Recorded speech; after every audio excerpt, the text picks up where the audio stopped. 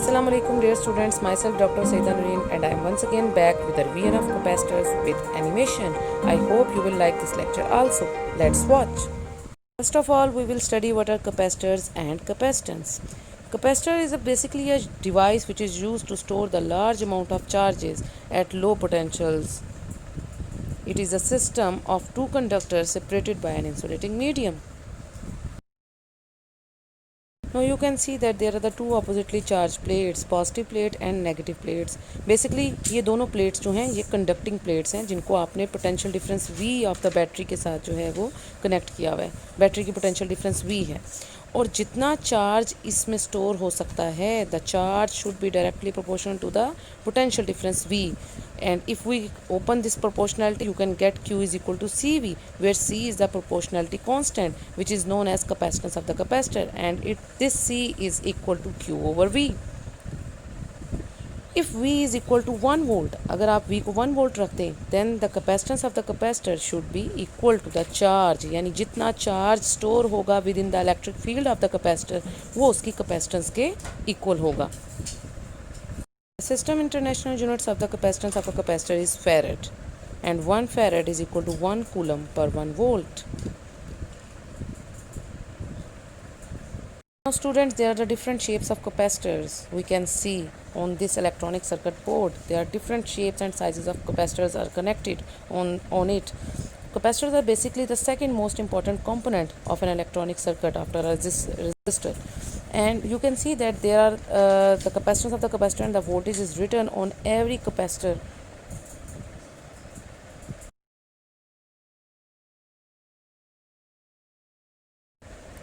Now if we consider the two conducting plates having a dielectric medium between them, तो आप इन दो conducting plates को कैसे positive और नेगेटिव चार्ज देंगे टू बिकम अ कैपेसिटर. आप एक कैपेसिटर कैसे बनाएंगे. You connect a one plate to a positive terminal of the battery and the other conducting plate with a negative terminal of the battery. तो फिर क्या होगा. चूँकि कंडक्टिंग प्लेट्स के पास हैविंग बोथ पॉजिटिव और नेगेटिव चार्जेस मौजूद हैं दोनों कंडक्टिंग प्लेट्स के पास, तो जो कंडक्टिंग प्लेट पॉजिटिव टर्मिनल से कनेक्ट है वो पॉजिटिव टर्मिनल पॉजिटिव चार्ज को रिपेल करेगा अपनी तरफ से, और जो कंडक्टिंग प्लेट आपकी negative terminal of the battery से कनेक्टेड है तो negative terminal of the battery negative charge को रिपेल करेगा. Similar charges repel each other. तो जब सिमिलर चार्जेस पॉजिटिव पॉजिटिव को रिपेल करेगा और नेगेटिव नेगेटिव को रिपेल करेगा, दैट्स हाउ पॉजिटिव टर्मिनल की तरफ पॉजिटिव प्लेट जनरेट हो जाएगी और negative terminal of the battery की तरफ जो negative charge on the plate है वो जनरेट हो जाएगा. You can C on your screens कि अब एक जो कंडक्टिंग प्लेट है वो कम्प्लीटली पॉजिटिवली चार्ज हो गई है और जो दूसरी नेगेटिव टर्मिनल की तरफ है वो नेगेटिवली चार्ज प्लेट बन गई है. That's how we can make a capacitor.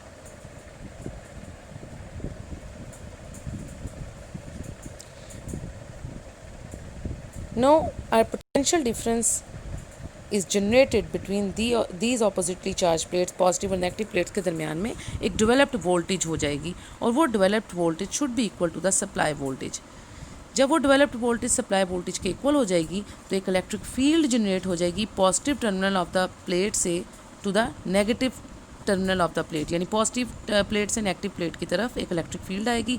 This electric field should be equal to potential difference divided by distance, यानी पोटेंशियल ग्रेडियंट के इक्वल हो जाएगी, where potential difference is directly proportional to the electric field and the electric field is inversely proportional to the distance. इसका मतलब है distance increase करने से electric field कम हो जाएगा जबकि पोटेंशियल डिफरेंस इंक्रीज करने से इस इलेक्ट्रिक फील्ड की वैल्यू में इंक्रीज आएगा.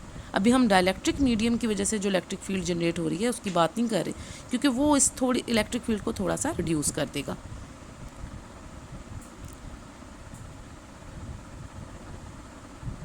नो स्टूडेंट्स, अगर आप इस तरह के कैपेसिटर के साथ एक बल्ब जो है वो कनेक्ट कर दें और इस तरह का एक ओपन सर्किट आपको नज़र आ रहा है, if we close this circuit, आपने एक चार्ज इनक्लोज कर लिया है अपने कैपेसिटर की इलेक्ट्रिक फील्ड के अंदर. अब आपका कैपेसिटर एक चार्ज कैपेसिटर है.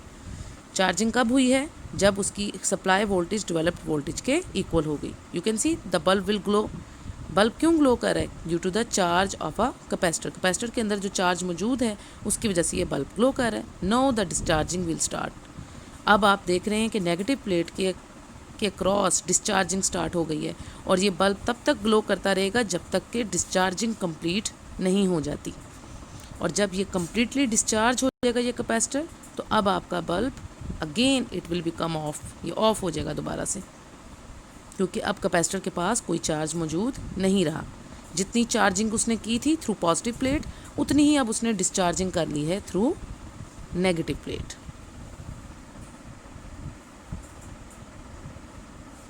और इस तरह से जब बल्ब ऑफ हो जाएगा तो उसकी डिस्चार्जिंग कंप्लीट हो जाएगी। अब उस कैपेसिटर के पास कोई चार्ज नहीं है, अब आपको उसे दोबारा से चार्ज करना पड़ेगा to store the energy inside a capacitor.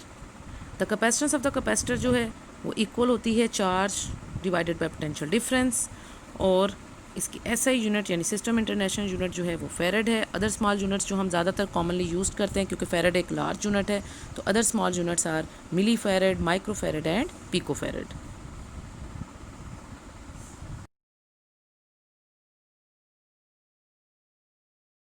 Now students, if we want to accumulate the more charge on the capacitor or more energy within the capacitor, so we have to increase the potential difference, because you have read about it that potential difference is directly proportional to the charge enclosed, or the charge is directly proportional to the potential difference.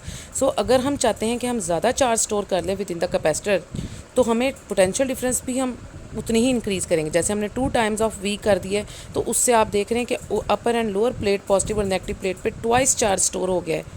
But as we have read earlier कि हर capacitor के ऊपर उसकी voltage और उसकी specific capacitance of the capacitor written होती है। वो इसीलिए राइट डाउन की होती है उन्होंने कि अगर आप जैसे ये 50 वोल्ट लिखा है, इससे ज़्यादा वोल्टेज उसको सप्लाई करेंगे, so your capacitor will be burn out. So आपने उतनी ही वोल्टेज रखनी है जितनी उसकी रिक्वायर्ड है, जो उसके ऊपर रिटर्न है। Now the capacitance of the parallel plate capacitor जो है उसका फार्मूला आपने पढ़ा है कि C is equal to epsilon A over D। Here this epsilon is basically a product of epsilon naught and epsilon R। A is the area of the plates, D is the distance between the plates. ठीक है, E जो है वो permittivity of dielectric material है। यहाँ ये epsilon जो है बेसिकली वो प्रोडक्ट है epsilon naught and epsilon R का। अच्छा, अब see which factors affecting the capacitance, कौन से फैक्टर्स हैं जो कैपेसिटेंस को इफेक्ट करें। 3 फैक्टर्स हैं, एप्सिलॉन, A एंड D। सबसे पहले A, what is A? A is the area of the plates. अब आप देख रहे हैं कि एरिया ऑफ द प्लेट्स जो है वो डायरेक्टली प्रोपोर्शन है कैपेसिटेंस ऑफ द कैपेसिटर के। इसका मतलब है कि अगर आप एरिया ऑफ द प्लेट्स को इंक्रीज़ करेंगे, so capacitor should also increase. Second factor is D। D is the distance between the plates. If we decrease the distance between the plates, the capacitance should increase. क्यों? क्योंकि distance जो है वो inversely proportional है ना सिर्फ capacitance के, but also to the electric field. E is equal to V over D। तो आप डिस्टेंस को अगर डिक्रीज़ करते हैं तो इलेक्ट्रिक फील्ड भी इंक्रीज़ होती है, और उसकी वजह से कैपेसिटेंस ऑफ द कैपेसिटर भी इंक्रीज़ करती है। Now epsilon, epsilon is the permittivity of dielectric material, and this epsilon is the product of epsilon naught and epsilon R, where epsilon naught is the permittivity of free space and epsilon R is the dielectric constant, या जिसको आप relative permittivity of any dielectric medium कहते हैं। अगर आप अच्छा dielectric medium ले लेंगे, उसकी एप्सिलॉन R की वैल्यू ज़्यादा होगी। एप्सिलॉन नॉट को तो आप चेंज नहीं कर सकते, लेकिन एप्सिलॉन R डिपेंड करता है डाइलेक्ट्रिक मटेरियल के ऊपर। अब ये देख सकते हैं कि ये जो डाइलेक्ट्रिक मटेरियल है इसके अंदर डाइपोल्स हैं, पॉजिटिव और नेगेटिव चार्जेस हैं, और डिस्पर्स फॉर्म में हैं, क्योंकि अभी तक कंडक्टिंग प्लेट्स के ऊपर कोई चार्ज मौजूद नहीं है।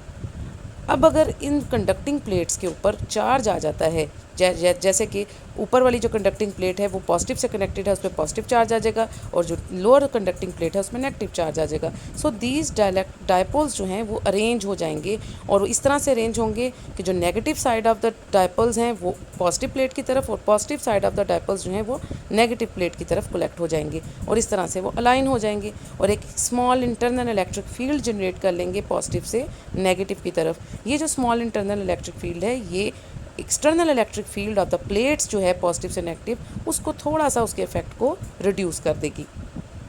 अदरवाइज इसका कैपेसिटेंस ऑफ द कैपेसिटर के ऊपर कोई ख़ास इफेक्ट नहीं होता, बिकॉज कैपेसिटेंस जो है वो बेसिकली 3 फैक्टर्स पर ही डिपेंड करती है, एप्सिलॉन पर, एरिया पे और डिस्टेंस पर। एप्सिलॉन जो है परमिटिविटी ऑफ डाइलेक्ट्रिक मटेरियल, जो कि हमने सारी तीनों फैक्टर्स को हमने एक्सप्लेन कर लिया। सो दीज 3 फैक्टर्स जिन पे कैपेसिटेंस जो है वो बेसिकली डिपेंड कर रही है, epsilon not, epsilon R, area and the distance.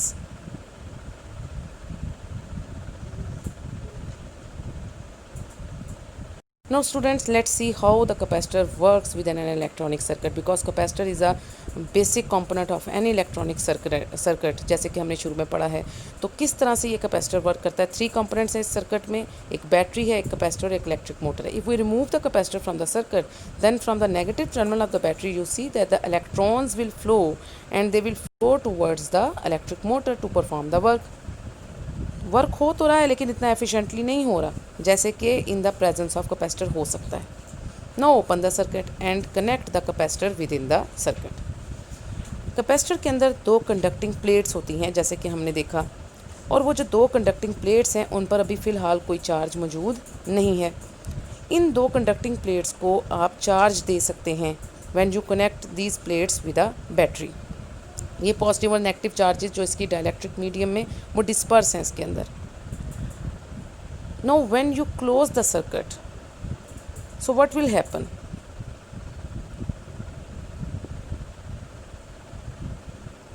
Let's see how the capacitor work.